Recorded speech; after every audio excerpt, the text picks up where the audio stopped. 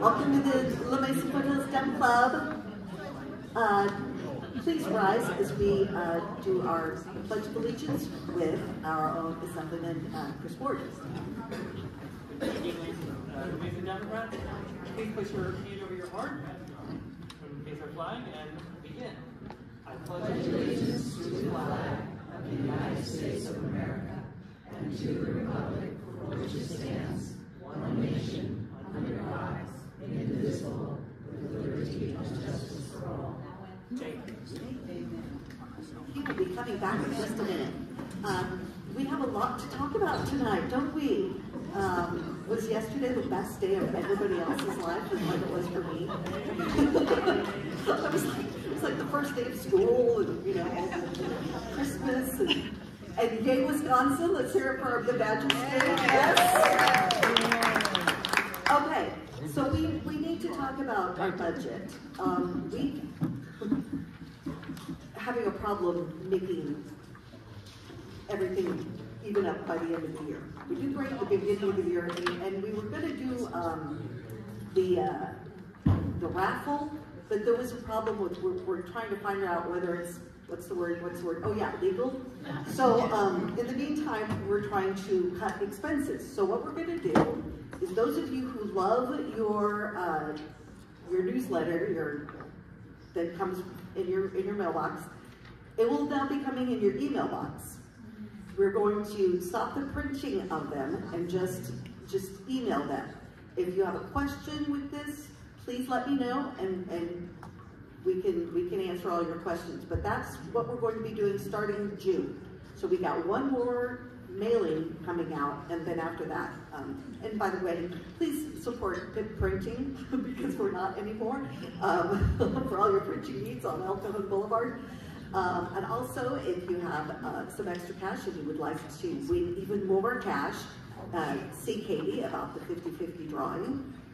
And I think I've announced, there's things on your table if you would like to fill out a little survey about what you would like to do for the club, what you can do for the club. And also there's sign-up sheets on this far wall to my left of different events we're going to be appearing at, and we would love to have you join us. And now I'm going to introduce our programming Vice President, Brenda Miller.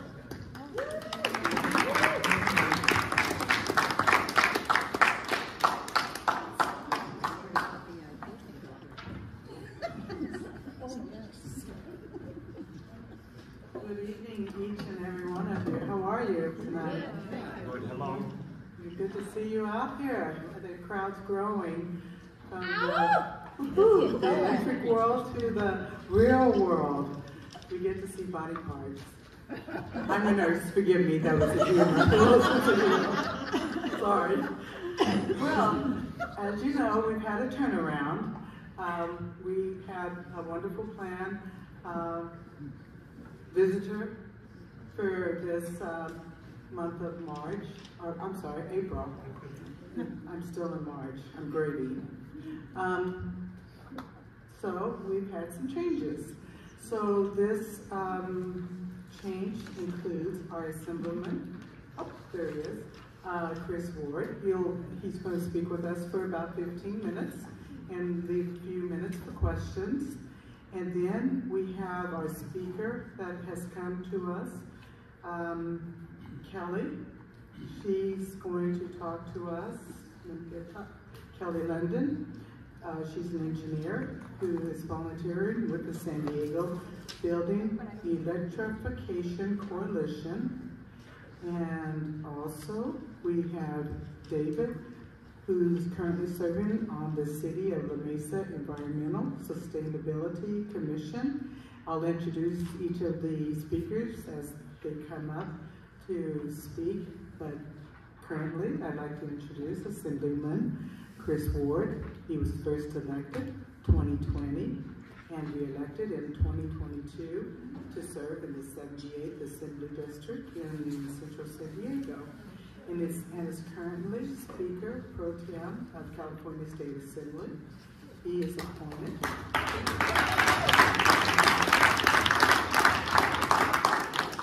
He is is appointed as the Assembly designee of the California State Coastal Conservation, Yes. Whew. Okay, a mouthful, and Vice Chair of the California Legislative LGBTQ Caucus. He also serves as the chair of the Select Committee on Biotechnology. Assembly Ward focuses his legislative efforts on housing, homelessness, climate, state budget, and water supply issues while balancing other key priorities concerning constituents. Thank you so much. Welcome to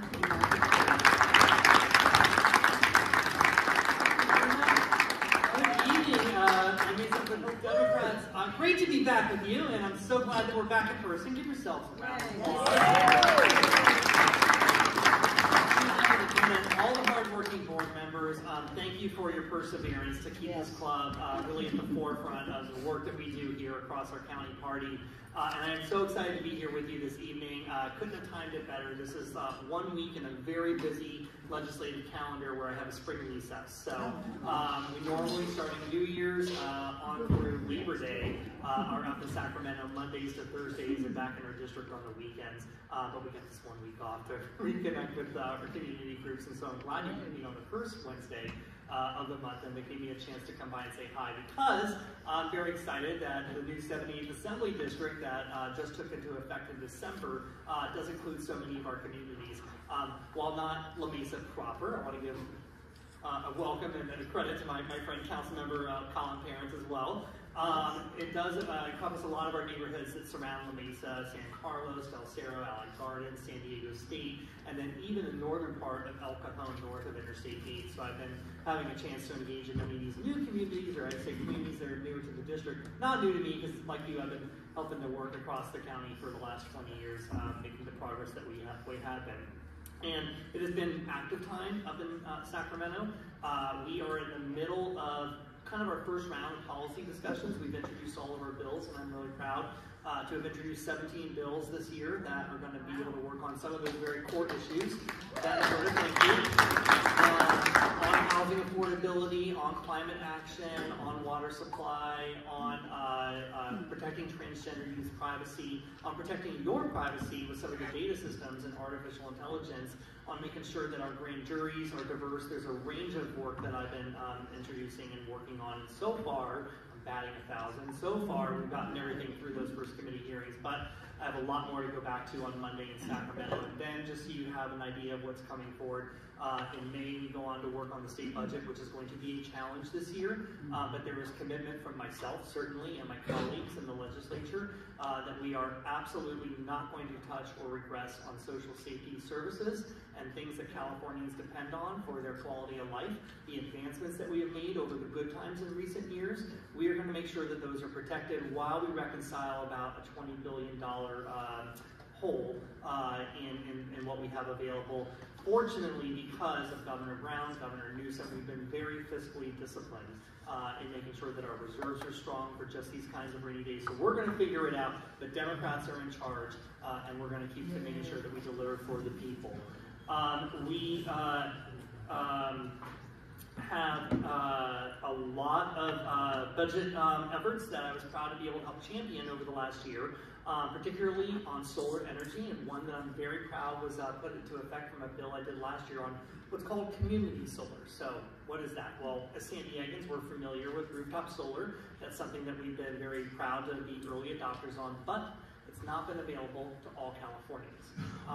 It requires a couple of things. One, you have to actually own the property to actually put the system on your roof. It requires that you have a roof that actually supports the system, but also maybe isn't shaded by a building or is conducive, right? So if all of these boxes aren't checked, and what ends up happening is more than 50% of Californians don't actually have that available, the opportunity for rooftop solar because they rent, because they live in a multifamily building and maybe the HOA doesn't agree, because they're in a shady area. Whatever the constraint is, we are leaving a lot of people out of the green revolution. And so what community solar is a national effort, and I was proud to lead California's legislation that says, I'm gonna oversimplify it, but essentially like a community garden. If you can find an area that you can rent a space, and maybe it's on a hillside that's not good for development, or maybe it's just a vacant piece of land, as an individual, or even better, as a co-op, people can come together and invest in that system, tap into the grid, and receive the same kind of benefits off of their electricity bill that everybody else should be able to get. This is new access for renters, new access for low-income Californians, and thanks to President Biden in Congress last year with the Inflation Reduction Act, we're using some of that green energy federal money to be able to seed fund this community solar program. So the PUC is working on the parameters right now, and we're about to launch that in October of this year. It's going to be a big win for more Californians, and certainly a big win for our green energy. Getting us off of fossil fuels, which is the whole goal.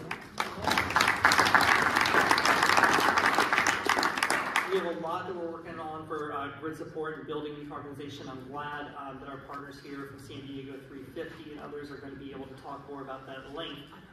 But we are making sure that we are also protecting a lot of our housing dollars for low-income Californians and for the affordable housing that we so desperately need. I'm grateful that Governor Newsom, despite some of the early overtures about how dire our fiscal situation was, did not cut back on last year's allocations that we need to deliver down to our communities. We need to do more, no doubt. The need is very, very large out there.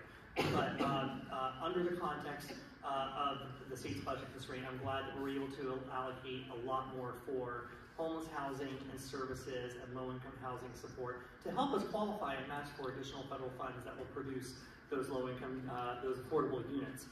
So that's good news. And we, of course, want to be able to continue a lot of our behavioral health funding that we've made some more progress on over recent years as well. I am less thrilled, and I have stated this in January when that budget came out, about some of the regression of this climate budget. The legislature over the last 2 years has incentivized more than $50 billion in a variety of things that we know will have positive impacts on our climate impact. So we cannot lose momentum. I think everybody here agrees this is existential and this should be one of our greatest priorities. It was just a draft budget. We are going to come out with a revised budget in May, and then all the subcommittee work that we're doing in the Assembly is going to inform those final decisions. And I know that there were colleagues like me that were worried about that overture, and so we'll definitely fight for climate support. We have a lot that's facing us, of course, on reducing gun violence and how that's been affecting California communities. Been very adamant about responding very strongly to a lot of not what we've seen, but not just responding. You know, Californians have been proactive on making sure that our laws are the strictest in the state so that we can reduce gun violence, and so we're going to build on that with some of those lessons learned to be able to support more communities in their efforts to have additional red flag laws deployed, to be able to support local efforts for reducing gun violence. So I'm proud of that focused effort as well. I want to introduce my district director, who's here with me as well, AJ, also in Sermio. He is probably no stranger to many of you, as like me and us. He's been active out there doing Democrat politics for almost a decade. But you know, when not physically in Sacramento, AJ and my team are down here to be able to support you, your neighbors, and anybody in our community that needs access for their unemployment, that is having trouble with their HMO, and just needs somebody from the Department of Healthcare and Managed Services to be able to reconcile things, to work on DMV issues, whatever the issue is with the state agency. Feel free to give us a call, and if you forget where the lines are, it's no big deal. Or if you forget something is state or federal, it's no big deal. Just call our office, and we're happy to problem solve and make sure that we are connecting you with the right resources. Proud to share this area with my friend, Dr. Weber, and you know, this is something that we're going to be in partnership with to make sure that this area is strongly represented with our core democratic values. I'd love to take any questions that you have on the agenda tonight, but I'm just so thrilled to see so many people back in action here at the Community Center. I'll be looking forward to that summer barbecue and bringing the family by once again, but I'm looking forward to hearing your input on some of the bills that are coming forward, and certainly working together to have a very successful year. Thank you. I saw a question over here. Are HOAs going to be able to be included in the the community solar program? They certainly can. And right now, I think there are some systems that are available for multifamily properties that HOAs can participate in.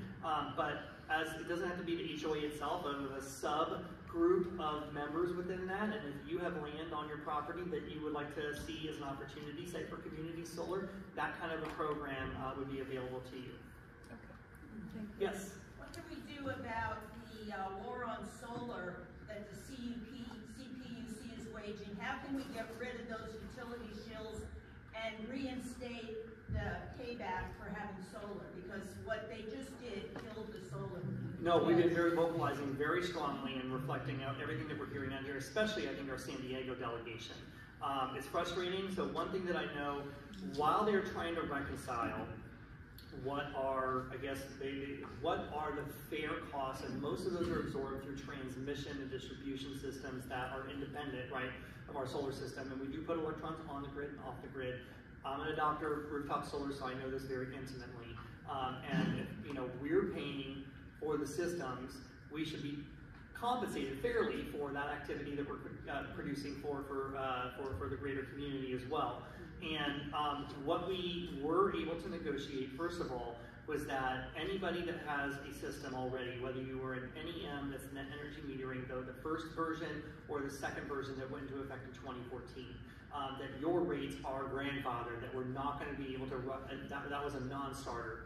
So as they're looking at the rates right now, and the PUC is debating the NEM 3.0, we are trying to make sure that, again, this is still something that is going to be a net positive for new consumers coming in, that it makes sense, that that the incentives are still attractive enough for people to make that shift, but also importantly, that we're still digging into this phenomenon of called a cost shift onto a lot of the existing owners. So again, low-income Californians that haven't been able to find $20,000 or $30,000 for their own new systems, right?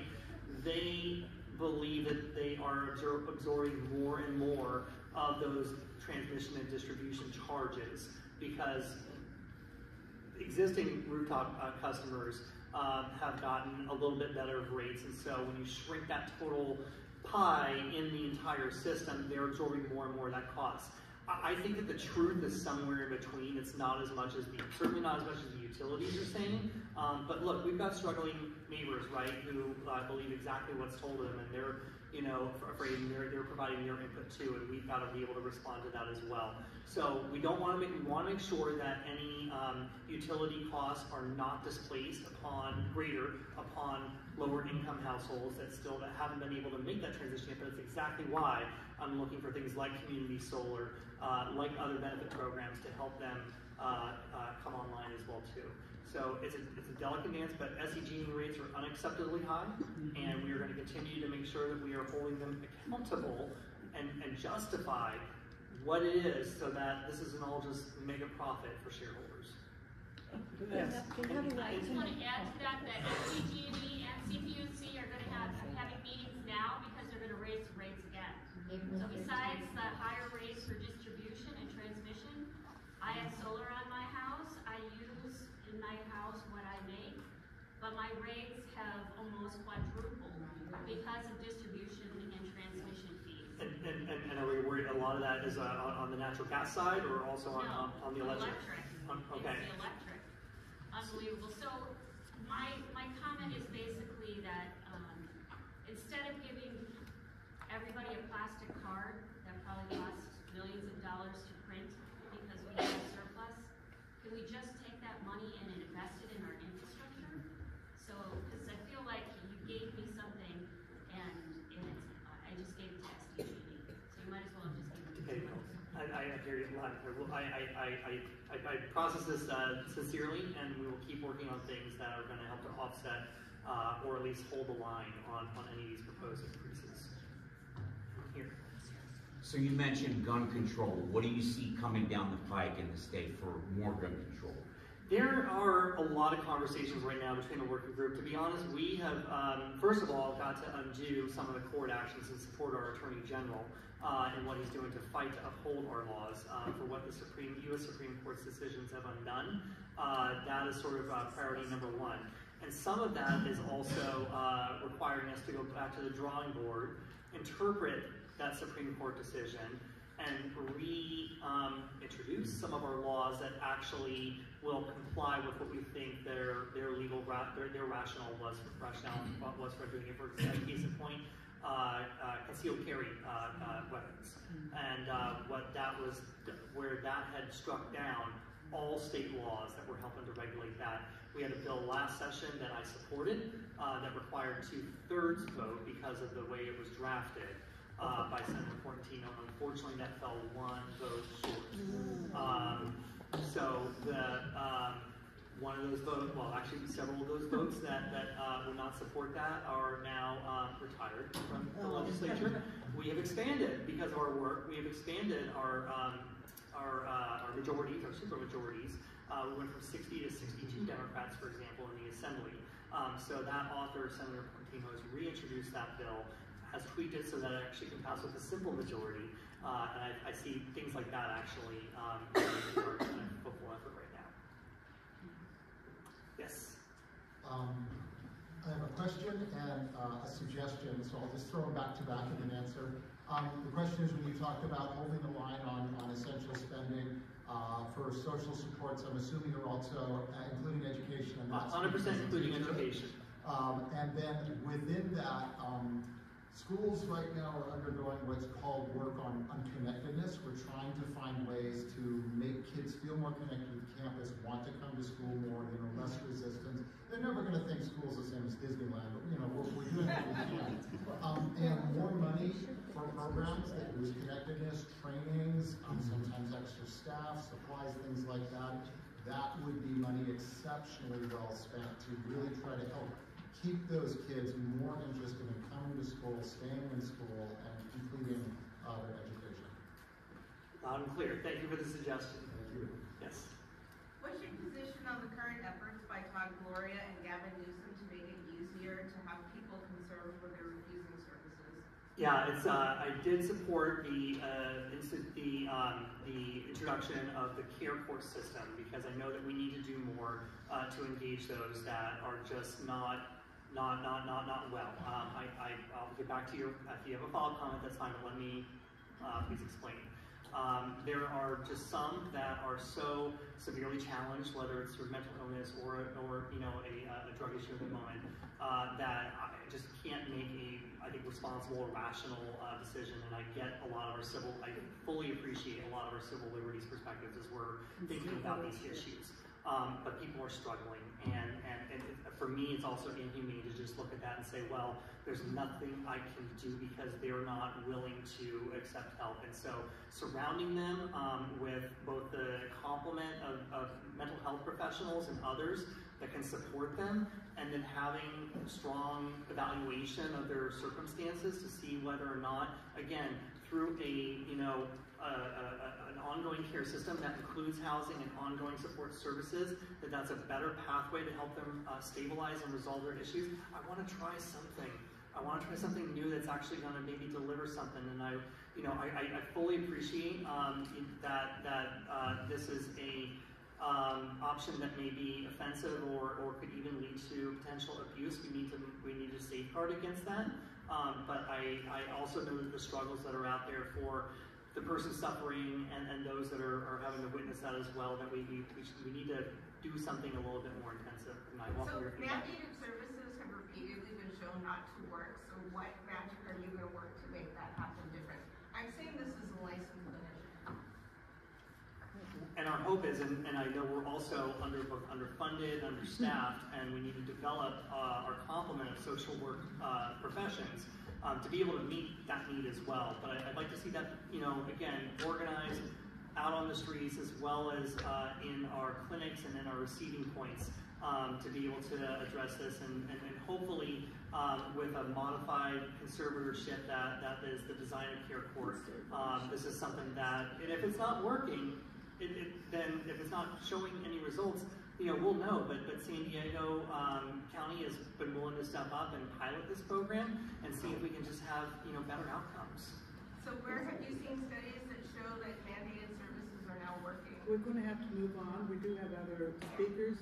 I appreciate. The only thing I'll just say is I know what's not working is what is not happening today, and I think engagement is important, and really trying to address some of the most challenged individuals is the intent of it, and we'll keep working at it. Jessica. Just one more over here. This lady's had her hand up. Jessica, and then I'm sorry, one more lady over here. Two more. Thanks, Chris. I want to go back to the CPUC. I'm not sure if you're aware of this, but the last time San Diego had a representative was when Pete Wilson was governor.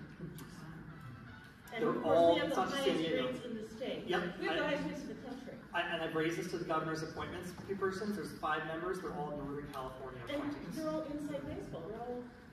I fully appreciate that. Somebody else's secretary. So this has definitely been brought to my attention, and so the appointment secretary is aware, and I'll be watching for the next vacancy to see that we get some more geographic diversity.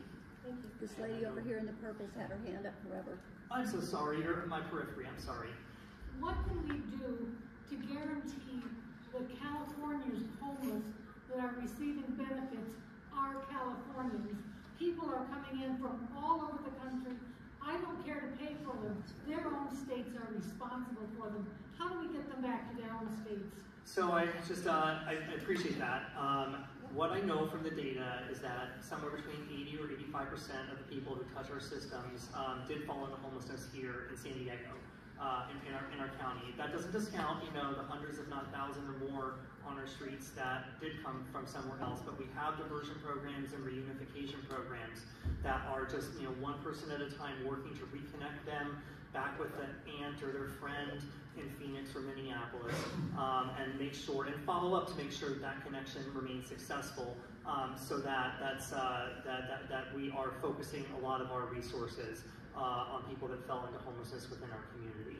So it's a multi-pronged approach, but the vast super majority of individuals that we have really never saw themselves becoming homeless, were one paycheck away, a life event happened, couldn't pay the rent, whatever it was, and then the struggles amplify after their homelessness sets in. So it's complex, but I appreciate that, and I'm mindful of it, and so I know that there are other programs as well that cost effectively help those people reunify, because you're more likely to be successful to stabilize when you are surrounded in familiar environments and with friends and support networks that can help you along that way. Thank you so much for the time, everybody.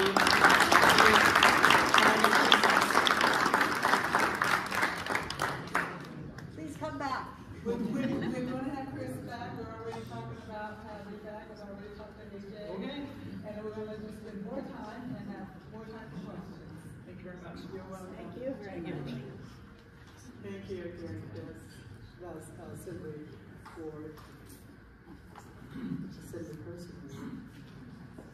So let's move on. We have our next speaker, Kelly London.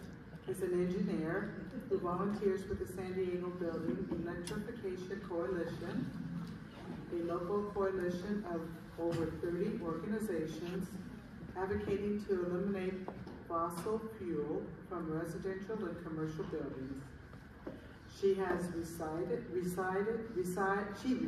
she resides in the San Diego region for nearly 30 years and lives in University City. Thank you, Kelly, for the opportunity to have you come and speak to our club.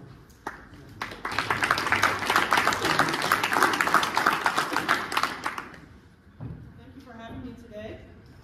This is the first time I've given a presentation to a live audience on this topic. It's very fun. So I got involved in this group during COVID, and it's been Zoom. So it's very nice to see you in real person, in real life. So yes, so I work with the San Diego Building Electrification Coalition. I am a volunteer, and it's a group, as Brenda said, that is looking at removing fossil fuels from our buildings. Next slide. Oops. Hey, so this is just a quick look at all the different groups that are part of our coalition. It's a lot of local organizations.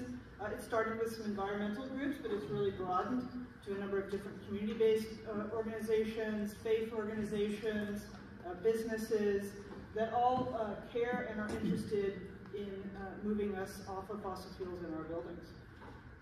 Next. So the goals of the coalition are several. One of them is to work with local municipalities on adopting ordinances that can advance building electrification, can give the right nudges in the right places to move this along a little bit faster than it might happen naturally. Another thing that's really important for us is to center on equity and to be thinking about all of the folks in all the different communities and how this is going to impact them, and making sure that everyone benefits from this transition that we're going through, not only in terms of their own buildings, but in terms of the jobs that are going to become available. And the third area, which is what we're doing tonight, is education and outreach, and just talking to the community, raising awareness around this, answering questions, and trying to make this something that people are aware of and are thinking about in their own lives. So just taking a step back, just to make sure we're all on the same page, what is building electrification? It's really pretty simple. It's just to make sure that all the appliances and all the systems in our buildings, whether it's your home, your office, a hospital, any kind of commercial building, is electric. Many of them are electric today, but many of them are based on natural gas or fossil gas. And it turns out that there are solutions for every single appliance that's out there that can be electric. So the idea is typically when something burns out, it's time to replace it, to consider going electric. Or, I'll talk about this in a minute, when things are built new in the beginning, to think about whether that's the right moment to go all electric. And the idea is, as the grid becomes greener and greener and more renewable, even if you had 100% renewable energy coming into your home, if your water heater is still based on gas, you're burning greenhouse gases, you're creating greenhouse gas emissions in your homes. So the idea is you kind of need both. You need the electricity grid to get greener, and you need to phase out the natural gas that's in your homes. So why is it important? Probably this audience is pretty aware of the climate impacts of burning natural gas and the impacts that has. But beyond that, there are health benefits. Turns out it's not good for you to breathe it in. You wouldn't take your barbecue and bring it into your kitchen and light it up. It's the same thing when other appliances are burning gas. You need to be thoughtful around the exhaust and the impact that it's having for the people that are breathing it. Turns out it's cheaper, particularly with new construction. You don't have to pay to pipe all of the gas in. You're already going to be bringing electricity, and you can save all the money you would have spent on that piping to not do that and just use it on your appliances. A lot of the appliances you can buy now are much more efficient than their gas counterparts. They use a lot less energy than we do. You know, we kind of have to keep an eye on rates. Sometimes gas costs more, sometimes electricity costs more, but there is discussions about making sure that as people electrify, and people are going to be doing that more and more, that there is not a burden in the long run. Sometimes you have to pay more upfront for some of this equipment, but then you'll save over time because of the efficiency. And as I said, it's more energy efficient. The other thing, of course, is we've all kind of gotten used to this, but it's kind of not cool that you're putting this flammable gas through all our streets and into our homes, because occasionally they explode. Accidents happen. I mean, you know, folks do a good job of trying to prevent it, but accidents happen. And so it's really not a pretty sight when there is an accident that occurs. There's been studies that shown if there is an earthquake, for example, it takes a lot longer to repair the natural gas system than it does the electric system, so that will be out for a much longer time. So that's something to think about as well. Just a little bit more about gas stoves. Maybe you've heard something about that lately. It hit the news earlier this year, which, to be honest with you, I count it as a win. I think it just sort of raised awareness and got people thinking about, you know, why do I burn gas in my kitchen? You know, I do understand the cultural connections to flame and to doing things that way, and so, you know, I think it's important to honor that, but I do think it's also important to think about the health impacts of burning that.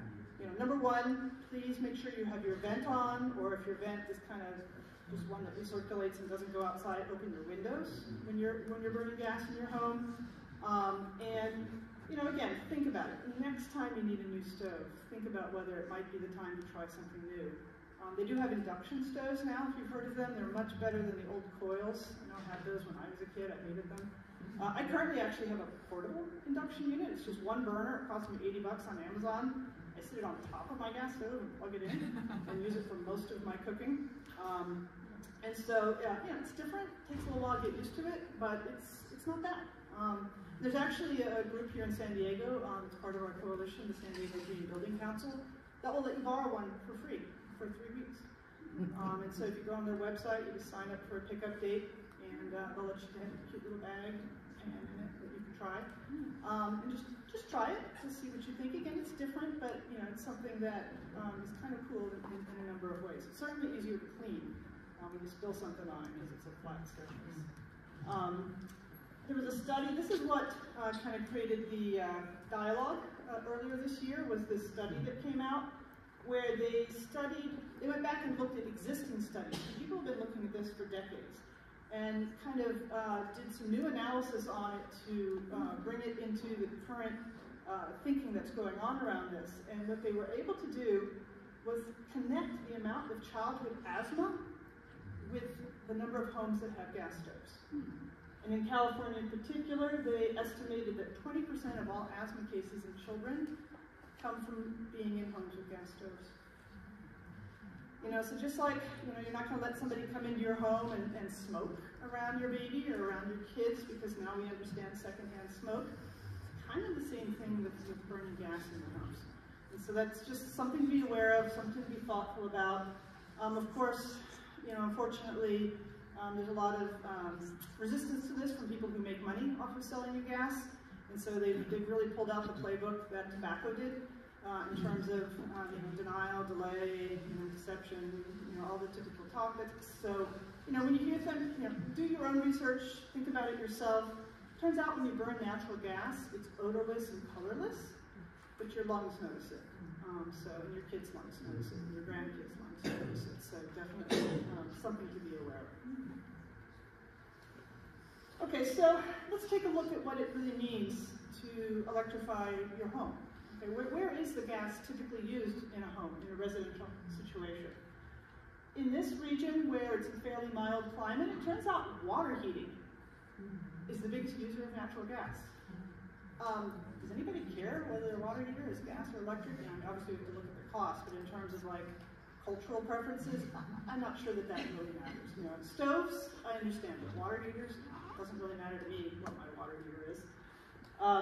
Space heating is second, and colder climates, the two are reversed. But it turns out those two are the big ones. And there are solutions, if you're interested in moving to electric. Heat pump. If you haven't heard the word heat pump, you will hear it many times in your future. Heat pumps are effectively the same technology that's in your refrigerator or your AC systems. You can use that same technology for other applications. So heat pumps can be used for water heaters. It uses the air, and it's an air source heat pump to heat the water into the tank. Similarly, there's heat HVAC systems that do both heating and AC that's based on a heat pump. So for example, if you're in a home that doesn't have an AC, which there are, probably in this region, many people already have them, but if you're in a home that doesn't have one and you're thinking about getting AC, you may actually want to go with a heat pump that does both heat and AC. It's one set of equipment that does both. It'll cost you a little bit more than just an AC, but now you've got both. And then you can retire your furnace and not have to burn that anymore. Linoleum stoves, we talked about induction. To be honest with you, even the radiant ones that they have the glass tops and they turn red, those are a lot better than the old ones. I mean, and if you need to kind of keep costs down, they're reasonable too. So don't count those out. I think they're good applications for those as well. And then you get into pools and spas, and there's solutions for that as well. Clothes dryers, again, is a small number. They make heat pumps for clothes dryers as well. But again, the existing electrical ones, you don't use your dryer that much. It turns out it's not that big of a drain, so if you want to just get an electric resistance dryer, that's fine too. But there are heat pumps if you're interested in that. One of the nice things about heat pump dryers is you don't have to vent them. So that does make it easier depending upon your situation for where your place is at. Okay, so I'm going to switch gears now to policy, okay, because this is more about kind of individuals till now. So one of the things we're looking at, and is being done across the state of California, as across the US as well, is brand new construction. When you're building something new from scratch, let's make it electric from the beginning. Okay, and that way it's just electric and you never have to worry about changing it later on. You've got everything in the right place, you're good. Basically, stop making it worse. We've got all this fossil gas that's burning in our homes. Let's not create more homes that are going to do that too. Two of the biggest cities, New York City and Los Angeles, now have ordinances to go all electric for their construction. Over 70 cities in California now I mean, this started in 2019, so less than 4 years into this, it's just taking off like wildfire. All these different cities are doing it because it's such a common sense thing to do. Locally, Encinitas and Solana Beach have all electric ordinances. To be fair, there's exceptions, and I'll talk a little bit more about exceptions, but the majority of their new construction is all electric. Very soon, City of San Diego is bringing forward an ordinance for all electric new construction, so keep an eye out for that as well. They've committed to that in their climate action plan that they passed last year. The actual ordinance itself will be coming forward soon. The other thing that happens is at the state level. The state has a building code that gets updated every 3 years. It was updated recently, and it's slowly moving towards all electric for new construction. The most recent one requires electric ready. That means if they put in a gas appliance, at least there's an outlet there, so that if you switch it later, there's somewhere to plug it into. And either the space or the water heater is a heat pump, but not both. And so maybe in another 3 years, they'll take a few more things off that list and make it closer and closer, but there's still a lot of opportunity for local cities to be looking at going all electric, because the state is going a little bit slower than we kind of need for our communities to make sure that we're addressing this.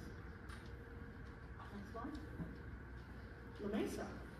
Turns out La Mesa is thinking about doing a new construction ordinance for building electrification. So I think that was part of the reason that this came up, is that that's something being discussed right now.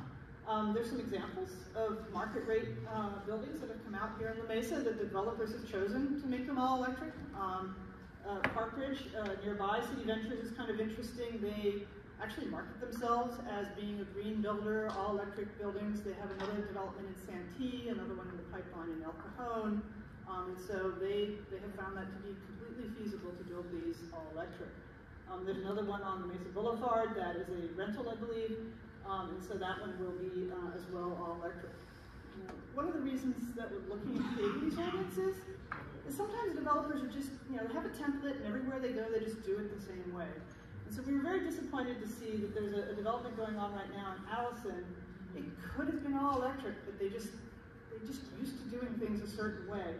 They're going to create 147 units with a gas meter on. Can you imagine what 147 gas meters looks like? They're going to build all of that, spend all of that money, do all of those pipes, bring it into all those houses, when there are solutions. There are commercial water heater solutions for multifamily. It is a little bit newer, but it's definitely feasible. There's lots of examples, and particularly affordable housing can be done. National Core is another big developer. It's got a number of developments in the San Diego area, across California, and across the US.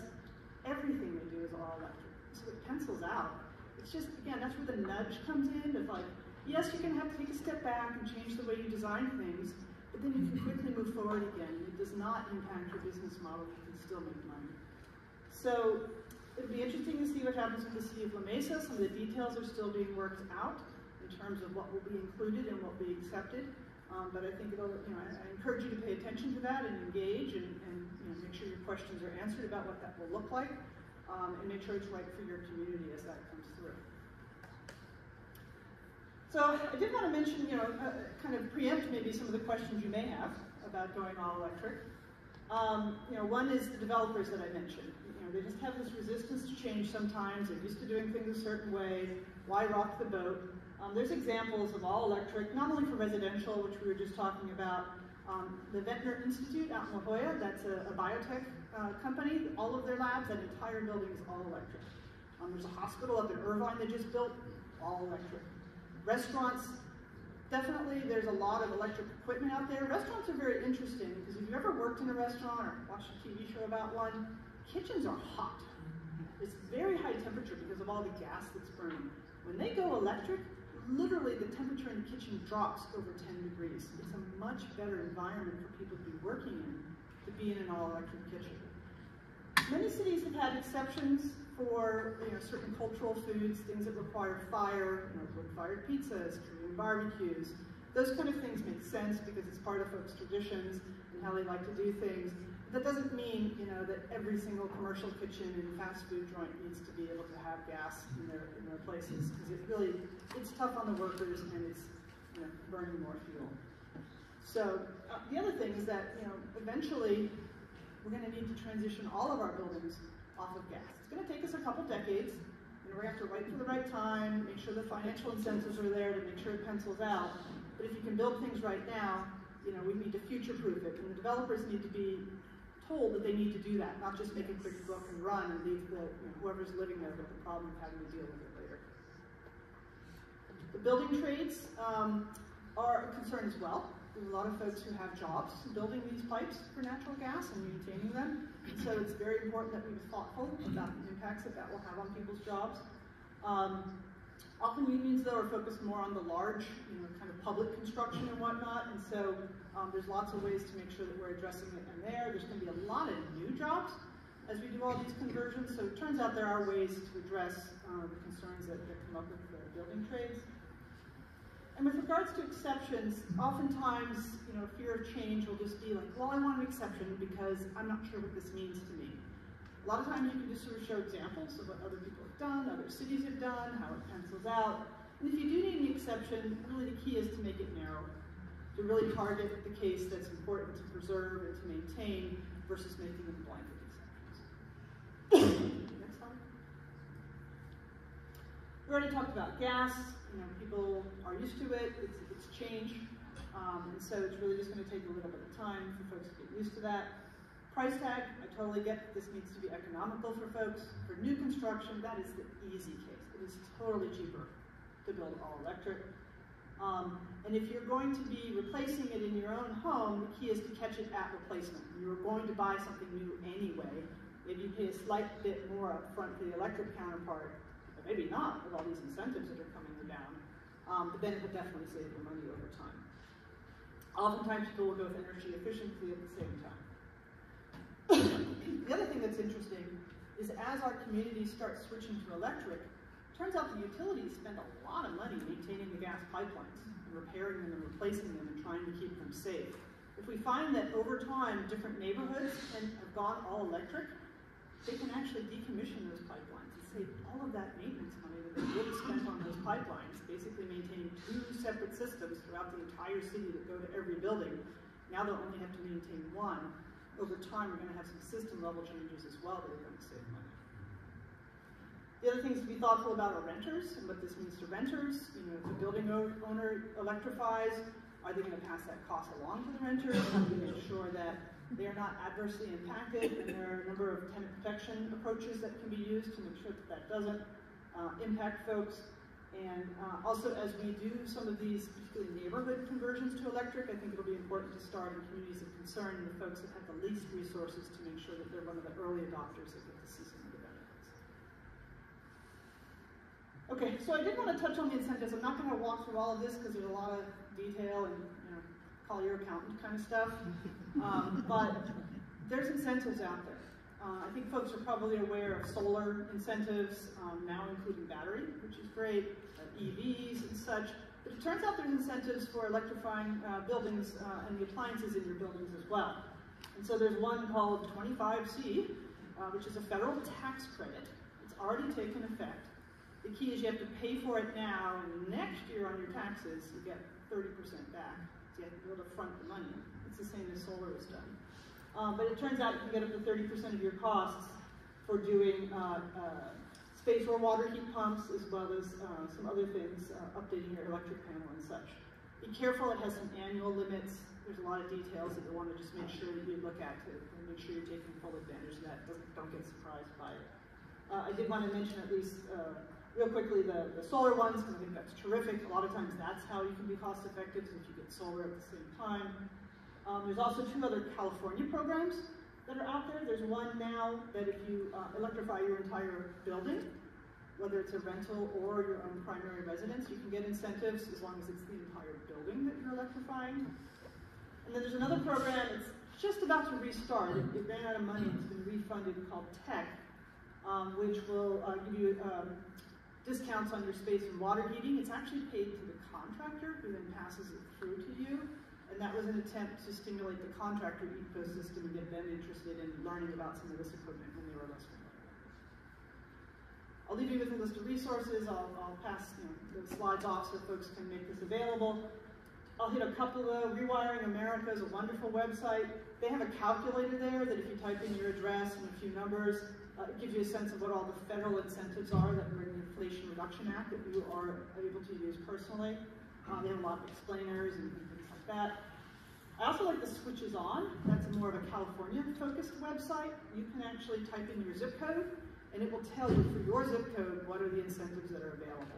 You can also do contractor lookups that participate in these programs and have done this kind of work before. Redwood Energy, Sean Armstrong is an amazing force if you've ever met him.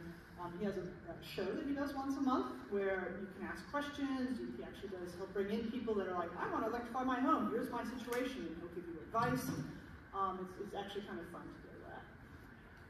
And then there's also strategies, I didn't get into this too much, but you have to think about your electric panel and whether it can support this extra electrification. There's interesting strategies around being very energy efficient and selecting things correctly so you can minimize the upgrades that you're going to do. And then the last one is actually the one I mentioned earlier about how to borrow an induction cooktop. It's got kind of a generic site, eHome cooktops, but that's San Diego specific. If you wanted to check out borrowing one just to see what that was like. So I did a lot of talking on a lot of different things, but I did want to definitely leave some time if you have any questions about the policy of personal parks. Yes, sir? I live out in the backcountry. We're just about to get ready to hook up our solar, but we still need a backup generator for our well pump. And so my question is a lot of people in the backcountry have backup generators because SDG turns it off every time to protect us from fire. How bad is that? I find that the backup generators, because they're used so infrequently, are not that high of an impact on greenhouse gases.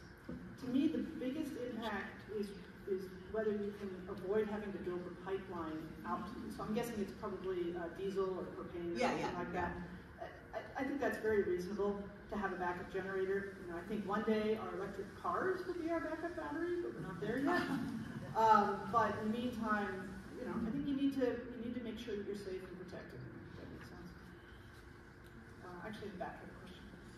Oh, thank you. Thank you for this presentation. I know a woman who, maybe about 20 years ago or so, she converted her electric range to a gas range. And she fancies herself as a gourmet chef. And what she claimed was that you can't control the heat properly on an electric range, but gas is what enables her to produce these miracles, she thinks, in the kitchen. So that has the technology advanced to solve that problem? Yes. So if everybody didn't hear the question, the older style electric, compared to gas, the old style electrics were very hard to control the temperature. Like when you had those coils, you turn them on and then you leave for 5 minutes and come back and you'll finally heat it up. The new inductions, it's instantaneous. When you put, like if you have a pot of boiling water and you change the temperature, it immediately stops. So it's digital, many of them. I mean, you can get knobs too, but like I know every morning when I make my breakfast, I put it on 3.5. And it's literally the same every time. And also, if I need to change it, again, it's very granular and it's instant when you change it. So induction is the key. They didn't used to have induction. They've had it in Europe and Japan for many years, but in the US, it really wasn't until the last decade or so that you're starting to see them. Have her try those portable induction ones and see what she thinks, because you'll find it to be very different. You talked about the use of fossil fuels inside the home, inside of buildings, and to avoid it and use electricity. But could you comment on what's the status of the use of fossil fuels to generate the electricity that you use in the homes and buildings? Yes. Yes. The question was around fossil fuels being used to generate the electricity. Absolutely a problem as well, which is why I think all of us are trying to see our grid be greener. San Diego Community Power, getting to 100% renewable, that's key. We don't want to do this sequentially. Like, we don't want to wait for 10 years for California's grid to become 100% renewable and then begin looking at our homes. The idea is we're doing it in parallel. And yeah, sometimes one thing will get in front of the other and it's not perfect, but at least we're making progress and moving in the right direction. And so, and I think in particular in California, We have enough renewables at this point on our grid that I think even on day one we start to see an advantage.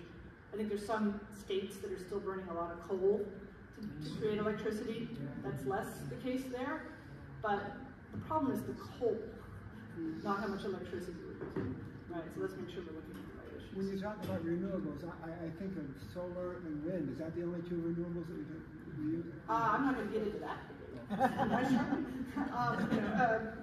Some people will say carbon-free, right? And so there's various views on hydro and nuclear and some of these other things. But the idea is, over time, the supply that's used to generate electricity, the amount of emissions are going down.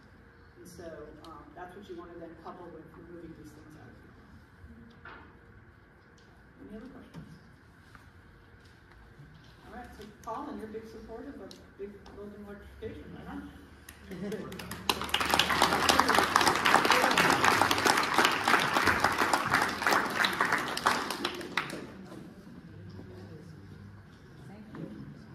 That was very interesting. Thank you. I'll be here. Thank you. Appreciate it, Kelly. All right, we're going to have our third speaker, David. We have David and Mandy, right? Cheesebro? Maddie? Okay. David, he serves on the City of La Mesa Environmental Sustainability Commission and Community Advisory Committee for San Diego Community Power. Is it Maddie coming here? Oh, okay, I'm looking over there. He was a co-founder of the San Diego Building Electrification Coalition and is currently a member of the La Mesa Sunrise Rotary Club and has been an active volunteer with San Diego 350 Climate Action for the past 7 years.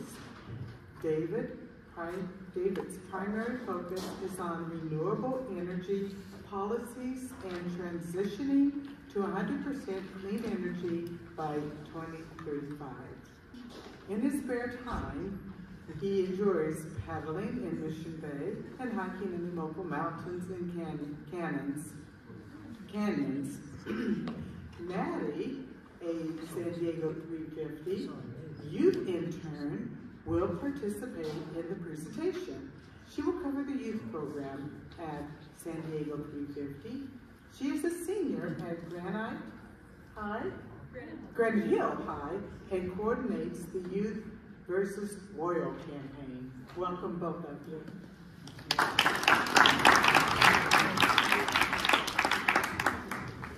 So how many of you have heard of San Diego 350? Oh, yeah. Yes, I'm not surprised. We've participated here in previous meetings, and we're always working in the community. So I'm just going to give you a quick overview of how our organization has grown now. I joined the organization in 2016, and I really wanted to get involved in public policy. And lo and behold, the city of La Mesa was working on its first climate action plan. And the draft that was out for comment was weak. So a group of La Mesa residents joined San Diego 350, and together, working with Climate Action Campaign, we pushed for a very strong climate action plan that included 100% clean energy by 2035, and also a feasibility study for community choice aggregation, which is now San Diego Community Power, and provides electricity for La Mesa. The County of San Diego is enrolling this month, as well as five other cities. So, and it's grown to over 900,000 customers. So San Diego Community Power, which I'm also a volunteer with, is now the second largest community choice program in the state of California, providing over 50% renewable energy to each and every customer. So I'll start though with San Diego 350. Go ahead and go to the next slide. Our mission is building a movement to prevent the worst impacts of climate change and climate injustice through education and outreach, public policy advocacy, and mobilizing people to take action. Next slide, please. So we've organized a number of grassroots demonstrations and rallies over the years, beginning in 2011 when we were founded. And every year, some of the highlights were 2014, the People's Climate March, another one in 2017 where we had over 5,000 people. And more recently, our youth leaders have brought out youth to strike at their schools every September. So Maddie's going to be talking more about that. Next slide. Our main goals. First is to run strategic campaigns that center justice and equity. I think most of you know there's a strong connection between the climate crisis and environmental justice issues. And we know that those who are most impacted by climate change tend to be those who are poor and living in areas where these fossil fuel type of infrastructure is located. So all of our campaigns are centered on justice and equity. Next slide. Then we want to expand the climate movement, and it is growing. In fact, San Diego 350 now has 4 full-time staff members, 8 interns working in various capacities, and hundreds of volunteers involved in 15 different teams that I'll get to in just a minute. So we engage activists, we build leadership skills, and include our frontline allies to build the collective political power that was really needed to affect change. Next slide. And of course, our youth programs are vitally important because this is the way that we are going to build the next generation of climate leaders. And at this point, I'll ask Maddie to come up and just give you a little bit of idea of what she does with San Diego 350 and the campaign she's working on. Thank you so much, everyone. I'm so excited to be here. My name is Maddie. I am a senior at Grand Hills High School. I'm 17 years old. I've lived in environmental justice communities my entire life. I spent a lot of my early life living in El Cajon, which is a very well-known environmental justice community in our area. I've seen a lot of the negative impacts of climate change. I lived in Alpine as well for a long period of my life, seeing all of the horrible wildfires and the flash floods, and greatly experiencing that as a youth and as an individual living in East County, San Diego. I've also seen a lot of the environmental racism that was just commented on facing my peers and my friends, and it's been difficult. But I think that getting out there and doing something and being here and listening to us talk about climate action is just so great, and I'm so thankful to be here, is to be able to talk about this. And I think that what really got me involved was seeing the issue, seeing my friends face these negative impacts of the climate crisis, seeing my family as well, has definitely been eye-opening for sure, and I think that that's why a lot of the youth are getting involved, because this is our futures and this is our lives, and something that's really impacting us. So we're really thankful to be supported by so many generations and groups of people fighting for climate justice in our area as well. And I think that also having the passion, being excited and coming out and speaking to people about why you care about climate action is something that I've seen in my peers and something that's really encouraged me as an individual and as an activist as well. So a little bit about within San Diego 350. So there is a youth program, there's a lot of aspects of that, but I am personally the lead intern for Youth Beat Oil, which is a campaign working on decarbonization and phasing out oil drilling in the state of California, specifically stopping new oil drilling and well permits, as well as phasing out the originals. And that's a really big aspect of San Diego 350 and a new big program which has been around for the last almost 3 years now, and I've been with for the past 2. So I think that that is a really, really great part of San Diego 350, which has been really supported by all generations and all people in the campaign, which is really exciting. Our group, as well as all of the youth sectors of San Diego 350, works a lot on media and promoting through education and using our social media platforms, which is really supportive and a great way to get out information, as well as legislation, supporting policy, working on the price gouging penalties and the setback bills and stuff like that has been really helpful for our campaign, as well as the social aspects, connecting on a peer-to-peer basis and speaking out with other people has been really helpful as well. Tying back into La Mesa specifically, I am also the leader for my school's Environmental and Social Justice Club. We will be housing a informational action coming up soon at the La Mesa Town Hall, and that will be on Friday, April 21st at 4 p.m. if you're interested. But I think that getting out and informing people is just really the greatest way to work for climate action. And so I'm so thankful to be here today and to be introduced and talk a little bit about you. I'll pass it back.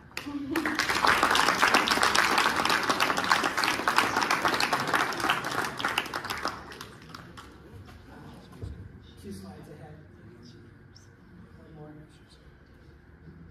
Okay, so San Diego 350 has these 15 different teams, and they cover a lot of different policy areas and a lot of different parts of our county. So I've personally been involved in the Climate Action Plan team, working on the legislative team, which is the state legislation. Some of the bills that Chris Ward was talking about, we actively lobby our elected officials. Also the renewable energy team, there's so many issues to deal with in terms of transitioning to 100% clean energy. And the community choice programs are a huge step in the right direction. And, but there's much more that needs to be done, like upgrading the grid, because we need to be able to feed energy into the grid from our homes and our cars, as well as to receive energy through the grid. Our transportation team is very active with the Sandag Regional Transportation Plan, with micro-transit, which is getting you the first mile and the last mile to a bus stop, to a trolley center, you know, so things like ride share or share bikes, you know, that kind of micro-transit. And then we have some eco-justice programs, including our JEDI program, Justice, Equity, Diversity, and Inclusion. The Interfaith Coalition, we've started this coalition's about 7 years ago, and it brought together faith leaders to work on climate, and they hold events throughout the year. Next slide, please. So I just wanted to touch on a couple really important issues. So first of all, the city of San Diego has adopted a new climate action plan. And what's particularly important is this time, climate activists demanded that there also be implementation plan that has timelines and benchmarks and funding commitments, because the last climate action plan didn't go so well.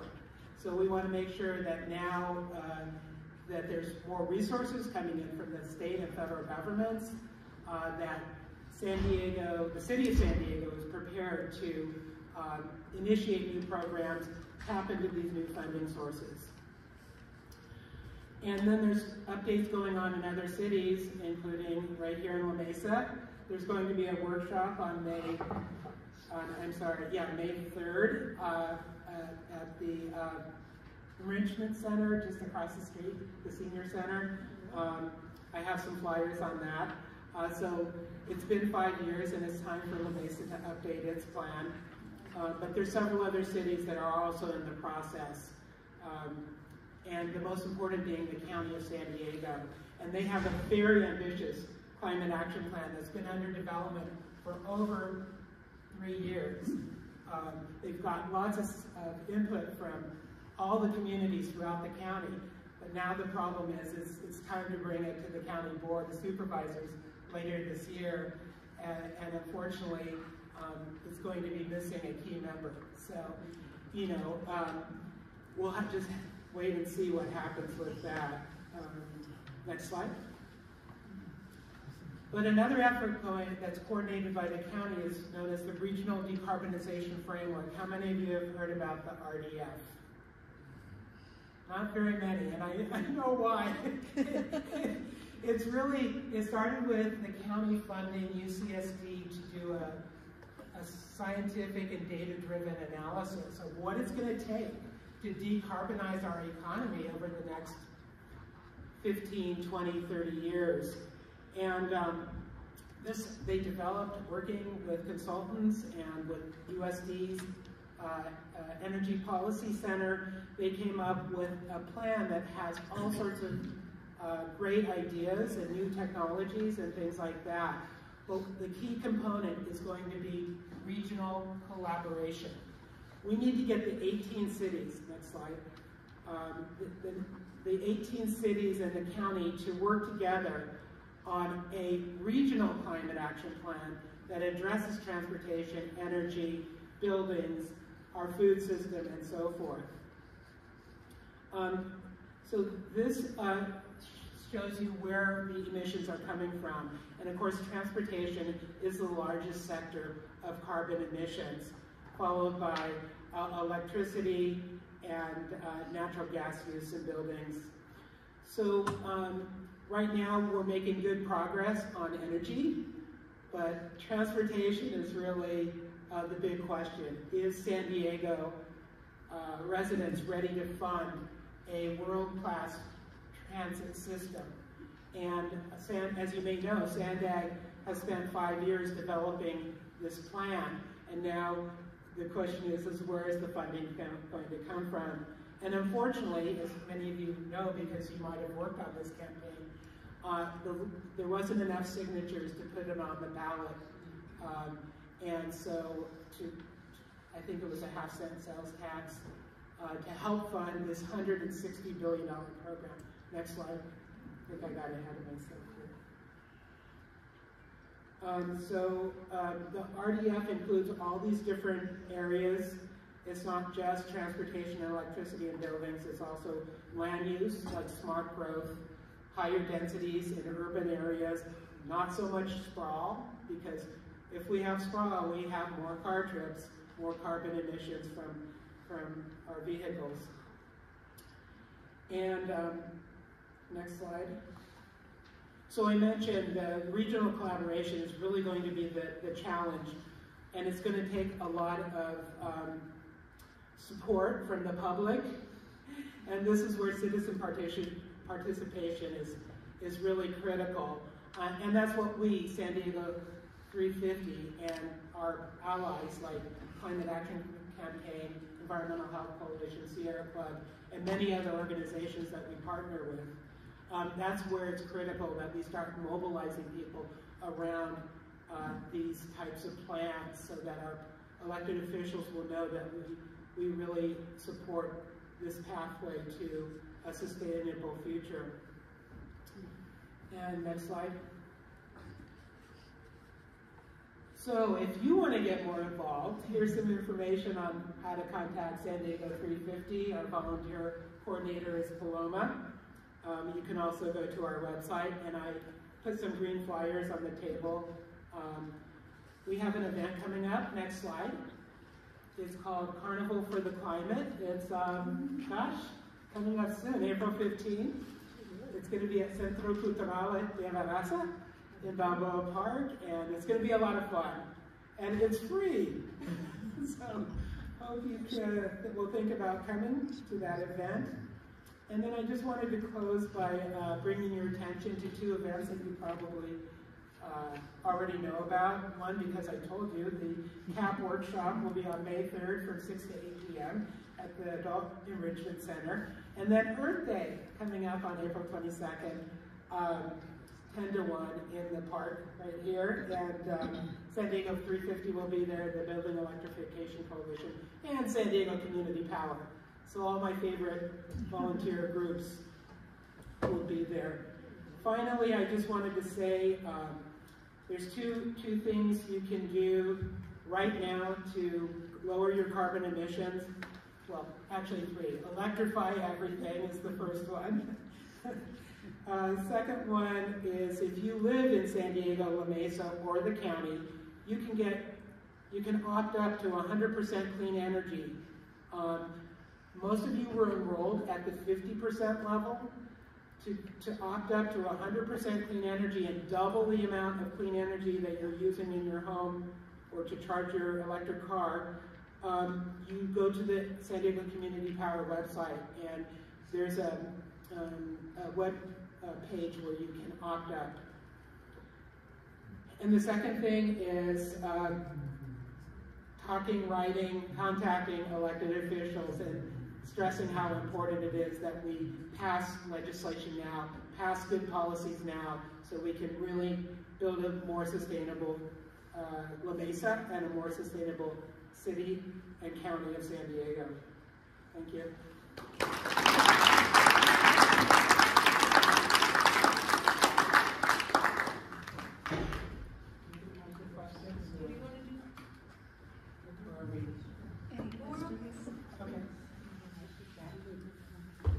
Yes.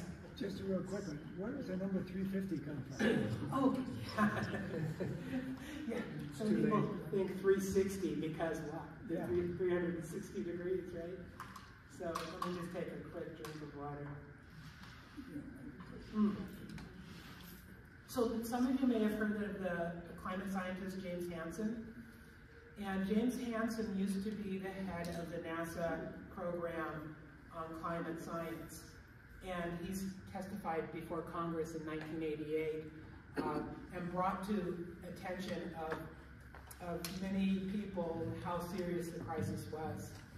Gosh, so much time has passed. But in any case, the 350 is the parts per million in the atmosphere that will not cause drastic flooding, fires, global warming, ocean acidification, that sort of thing. 200 years ago, there was only 280 parts per million carbon dioxide in the atmosphere. We passed 350 in 1988, and now I think some of you know, what are we at now? 420. 420 parts per million. And Scripps Institution of Oceanography is the premier research institution that's been tracking this now for 70 years. So it's just 350 is what the scientists determined was where we need to be to prevent climate catastrophes.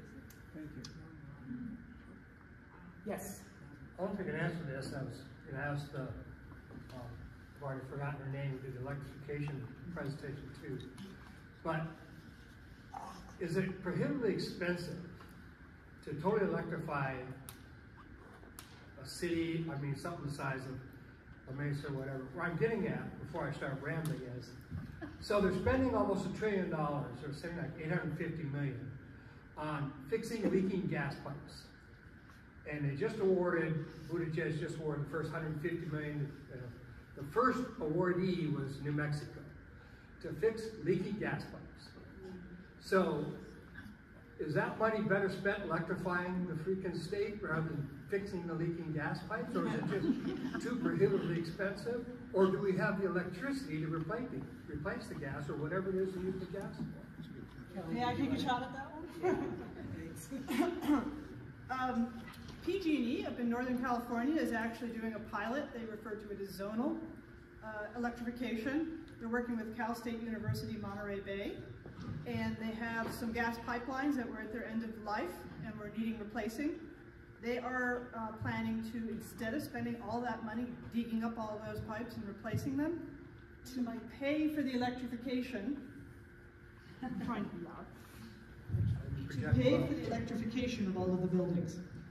And so they will still make their profit, for doing that work on the buildings.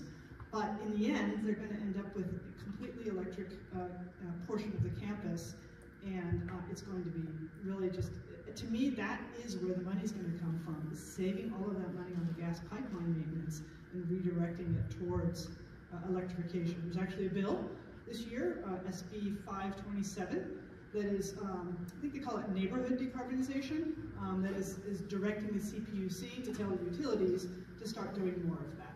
And so I think that's really going to be the key. There's some legal issues that get in the way that they have to work through with some of this legislation to kind of clear the path for it, but I think in the end that is going to be the way to save money.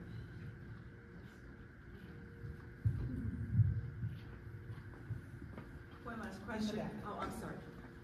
Thank you too for your presentation. Very, very helpful. I'm wondering if on the 350 website there are either recommendations for legislation that's coming up or links to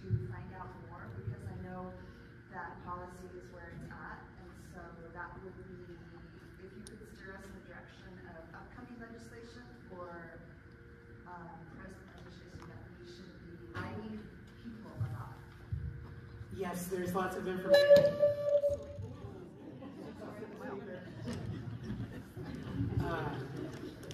Yes, on the San Diego 350 website, there is a lot of information about each of the teams, and the legislative team has its own description of what they're working on and the contact information.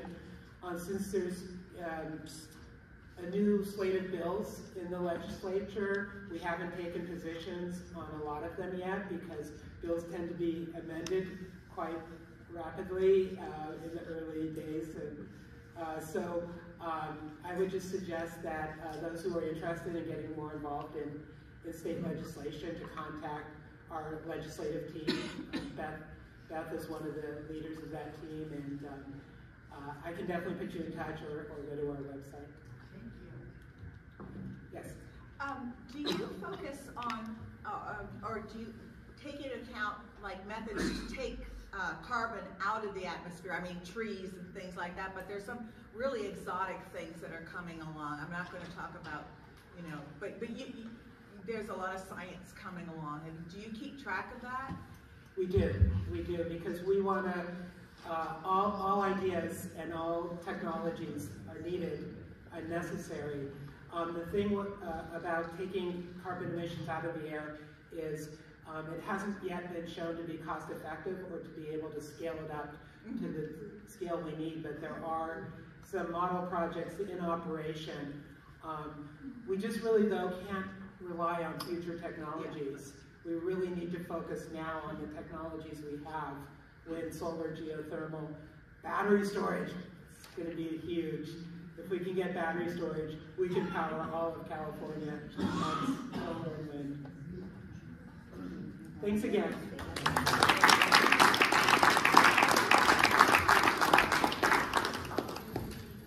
What a great night. I feel smart.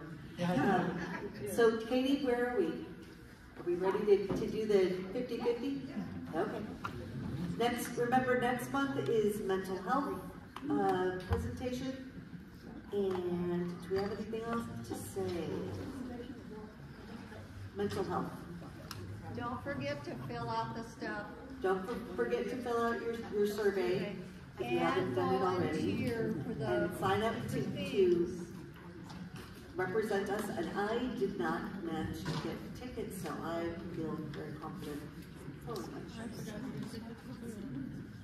Okay, 0828515.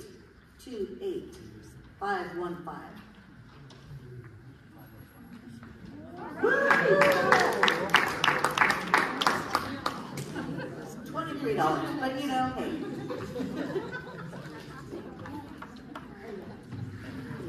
And so yeah, next month, same room, same time. Hope to see you then, and hug somebody from Wisconsin. We're adjourned.